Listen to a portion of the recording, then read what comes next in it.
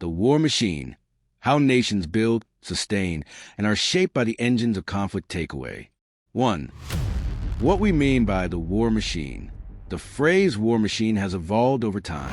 Today it refers to a self-reinforcing system that includes defense industries, political institutions, military strategy and doctrine, technological innovation, cultural narratives that justify conflict, economic incentives tied to security and dominance. 6.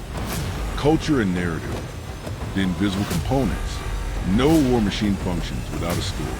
Governments and societies build narratives that justify conflict, defense of freedom, protection of borders, humanitarian intervention, national destiny. Movies, news, education, and political rhetoric all play roles in shaping public perception. Culture becomes a subtle but powerful gear in the machinery. 7. The human cost. Behind the machinery are the people who bear its weight. Soldiers deployed into conflict, civilians caught in crossfire, refugees displaced by violence, families living with loss. The war machine is efficient, but its consequences are deeply human. 2. The industrial birth of modern warfare. Before the 19th century, wars were limited by logistics and manpower, but the Industrial Revolution changed everything. Mass production made rifles, artillery, and ammunition abundant. Railroads allowed armies to move faster than ever. Telegraphs enabled real-time command. By World War I, nations have become fully mobilized war machines, capable of sustaining conflict for years at Unit 3. The military-industrial complex. In the 20th century, especially after World War II, the war machine became institutionalized. President Dwight D. Eisenhower famously warned of the military-industrial complex, a permanent alliance between defense contractors, military leadership, government policymakers. This system created a cycle where technological innovation, economic growth, and national security became intertwined. The Cold War accelerated this, producing nuclear weapons, satellites, jet fighters, early computers, the Internet, originally ARPANET. The war machine, ironically, helped build the digital world we live in without imaginable human cost. 8. Can the war machine be reimagined? Some argue that the same systems that fuel conflict could be redirected. Defense research, climate technology, military logistics, disaster response, intelligence networks, global cooperation. The question is whether nations can shift from competition to collaboration without sacrificing security. Conclusion: the war machine is not a villain or a hero. It is a structure built by human choices, shaped by history, empowered by fear, ambition, and innovation. Understanding it is essential to understanding the world itself. 4. The economics of perpetual preparedness. Modern defense budgets are enormous. Many nations treat military spending as a jobs program, a technological incubator, a symbol of national strength. This creates a paradox. Peace is a goal, but readiness for war becomes a permanent economic engine. Defense industries lobby for contracts, politicians support local jobs, and militaries request new capabilities. The machine keeps turning. 5. Technology, the new fuel. Today's war machine is increasingly defined by software and data. Drones, cyber warfare, AI-driven targeting, hypersonic missiles, autonomous surveillance systems. The battlefield is no longer just land, sea, and air. It's space and cyberspace. Nations compete not only for territory, but for information dominance. From the White House in the office of the President of the United States, we present an address by Dwight D. Eisenhower. This is the farewell address for President Eisenhower, whose 8 years as chief executive come to an end at noon Friday. Mr. Eisenhower has chosen this time for his final speech. Ladies and gentlemen, the President of the United States. Good evening, my fellow Americans. First, I should like to express my gratitude to the radio and television networks for the opportunities they have given me over the years to bring reports and messages to our nation. My special thanks go to them for the opportunity of addressing you this evening. 3 days from now, after half a century in the service of our country, I shall lay down the responsibilities of office as in traditional and solemn ceremony, the authority of the presidency is vested in my successor. This evening I come to you with a message of leave-taking and farewell, and to share a few final thoughts with you, my countrymen. Like every other citizen, I wish the new president and all who will labor with him Godspeed. I pray that the coming years will be blessed with peace and prosperity for all.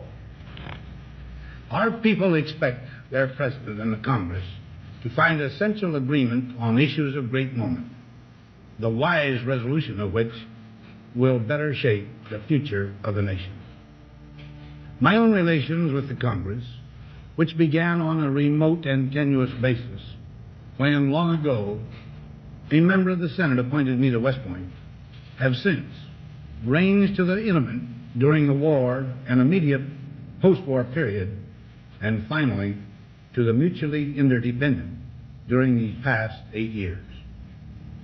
In this final relationship, the Congress and the administration have, on most vital issues, cooperated well to serve the nation good rather than mere partisanship, and so have assured that the business of the nation should go forward.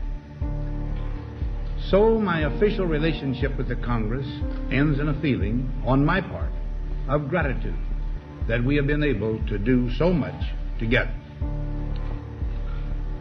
We now stand 10 years past the midpoint of a century that has witnessed 4 major wars among great nations.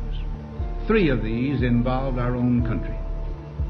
Despite these holocausts, America is today the strongest, the most influential, and most productive nation in the world.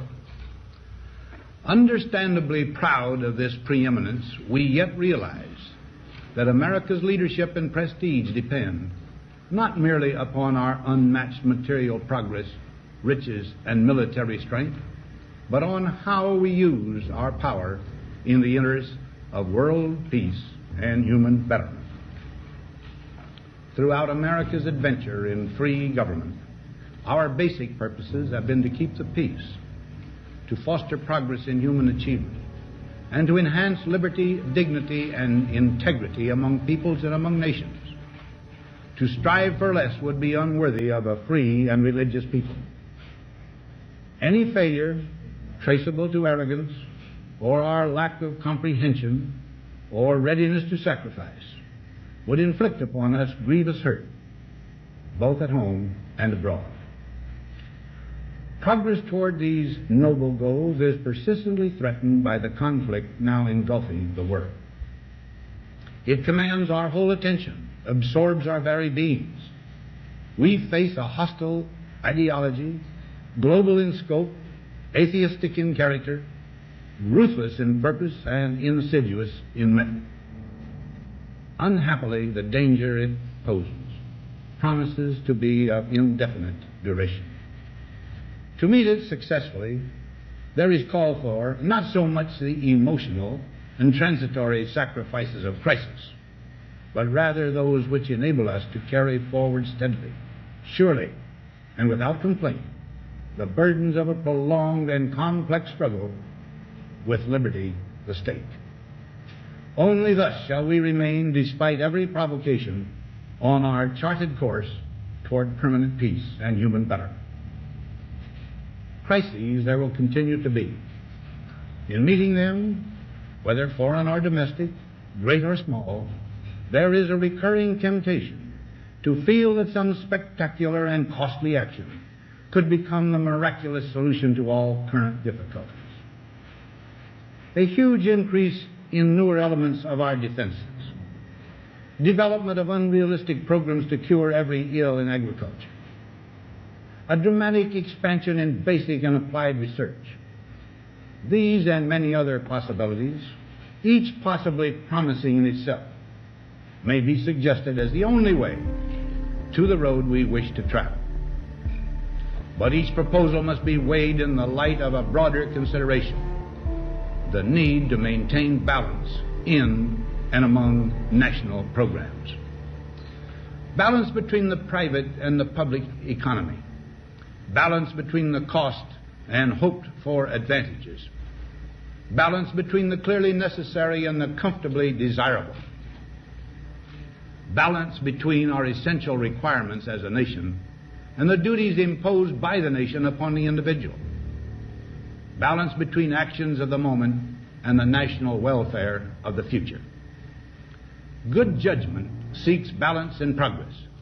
Lack of it eventually finds imbalance and frustration. The record of many decades stands as proof that our people and their government have, in the main, understood these truths and have responded to them well in the face of threat and stress. But threats, new in kind or degree, constantly arise. Of these I mention two only. A vital element in keeping the peace is our military establishment.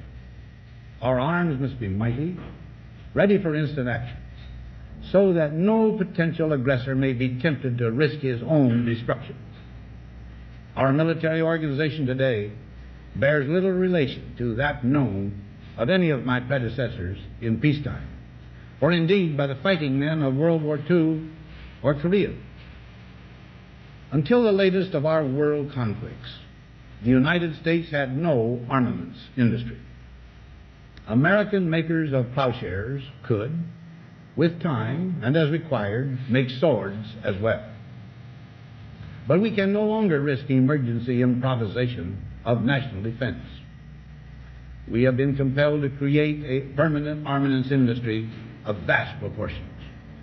Added to this, 3.5 million men and women are directly engaged in the defense establishment. We annually spend on military security alone more than the net income of all United States corporations. Now, this conjunction of an immense military establishment and a large arms industry is new in the American experience.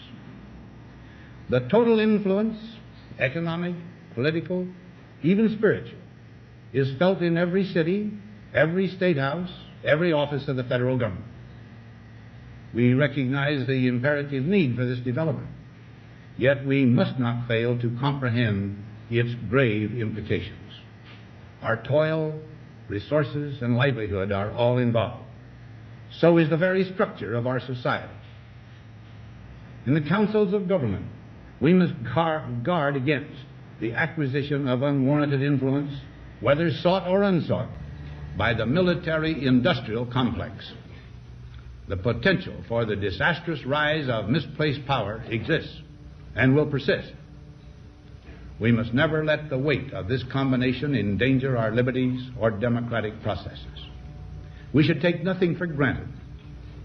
Only an alert and knowledgeable citizenry can compel the proper meshing of the huge industrial and military machinery of defense with our peaceful methods and goals, so that security and liberty may prosper together. Akin to and largely responsible for the sweeping changes in our industrial military posture has been the technological revolution during recent decades. In this revolution, research has become central. It also becomes more formalized, complex, and costly. A steadily increasing share is conducted for, by, or at the direction of the federal government. Today, the solitary inventor, tinkering in his shop, has been overshadowed by task forces of science in laboratories and testing fields. In the same fashion, the free university, historically the fountainhead of free ideas and scientific discovery, has experienced a revolution in the conduct of research. Partly because of the huge costs involved, a government contract becomes virtually a substitute for intellectual curiosity. For every old blackboard, there are now hundreds of new electronic computers. The prospect of domination of the nation's scholars by federal employment, project allocations, and the power of money is ever present and is gravely to be regarded. Yet in holding scientific research and discovery in respect, as we should, we must also be alert to the equal and opposite danger that public policy could itself become the captive of a scientific, technological elite. It is the task of statesmanship to mold, to balance, and to integrate these and other forces, new and old, within the principles of our democratic system, ever aiming toward the supreme goals of our free society. Another factor in maintaining balance involves the element of time. As we peer into society's future, we, you and I, and our government must avoid the impulse to live only for today, plundering for our own ease and convenience the precious resources of tomorrow. We cannot mortgage the material assets of our grandchildren without risking the loss also of their political and spiritual heritage. We want democracy to survive for all generations to come, not to become the insolvent phantom of tomorrow. During the long lane of the history yet to be written, America knows that this world of ours, ever growing smaller, must avoid becoming a community of dreadful fear and hate, and be instead a proud confederation of mutual trust and respect. Such a confederation must be one of equals. The weakest must come to the conference table with the same competence as do we, protected as we are by our moral, economic, and military strength.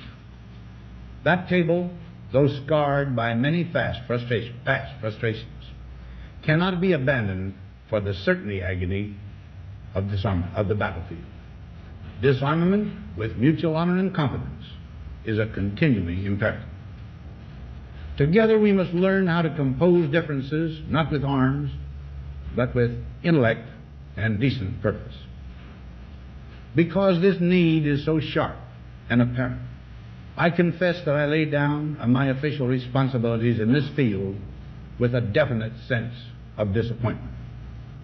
As one who has witnessed the horror and the lingering sadness of war, as one who knows that another war could utterly destroy this civilization which has been so slowly and painfully built over thousands of years, I wish I could say tonight that a lasting peace is in sight.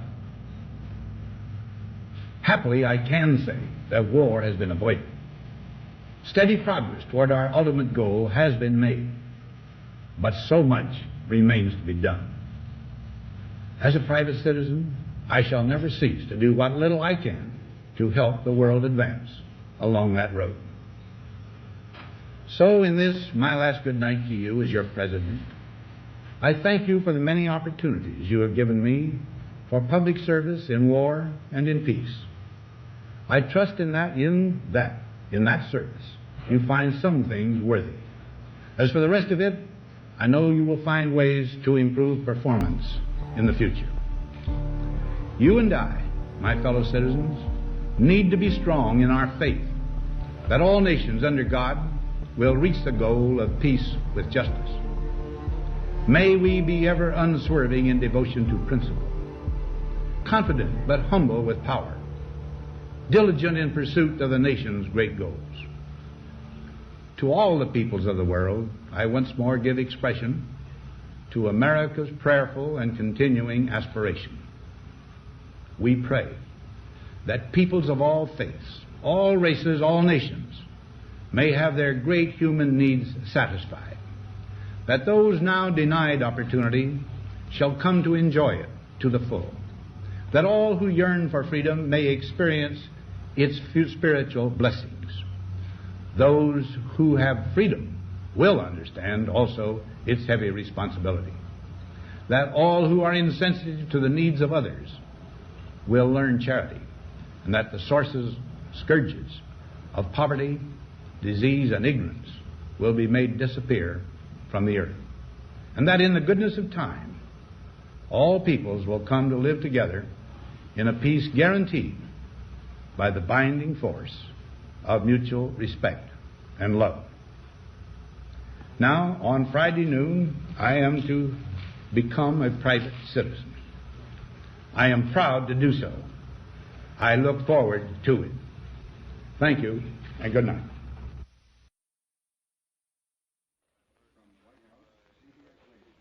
We have presented the farewell address by the President of the United States, Dwight D. Eisenhower, who spoke this evening from his office in the White House.